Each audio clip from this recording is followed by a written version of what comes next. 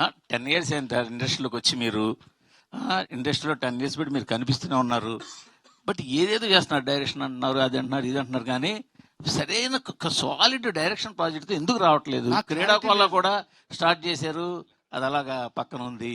నాకేందంటే sir, చిన్నప్పటి నుంచి నాకు క్లారిటీ లేదని మా నాన్న తిట్టేది, అట్లనే ఉన్నా నేను అంతే. ఇంకా నాలాంటోడు చాలా మంది ఉంటారు ఇట్లా క్లారిటీ, పొద్దున్న లేస్తా పతంగ ఎగరేద్దాం అనుకుంటా, మళ్ళీ సాయంత్రం వచ్చి డైరెక్షన్ అనుకుంటా. నేను జెన్యున్గా చెప్తున్నా, అవును. నేను జోక్ చేస్తలేను.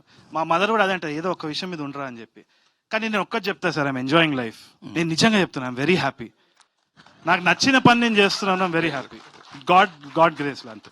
అంటే సురేష్ మూవీస్లో చిరకాలంగా అక్కడ సినిమా చేయడం కోసం ఉండిపోవడం వల్ల మీ డైరెక్షన్ కెరీర్ ఇలాగా రకరకాలుగా బ్రేకులు పడిపోతుంది అనుకోవచ్చా? లేదు 100% సురేష్ సార్ గురించి ఐడియా ఉంది కదా. మనం ఒక స్క్రిప్ట్ చేస్తే ఆయన 100 రకాలుగా దాన్ని పరిశీలించి చేస్తారు. దానివల్ల డిలే అన్నది, అయినా డిలే అయితే నాది డబుల్ డిలే. ఎందుకంటే నాది లేజినెస్ ఒకటి. మా టీంని అడగండి, రేపు చేస్తా, ఎల్లుండి చేస్తా, ఇదే టైం పాస్ అవుతూ ఉంటుంది నాది.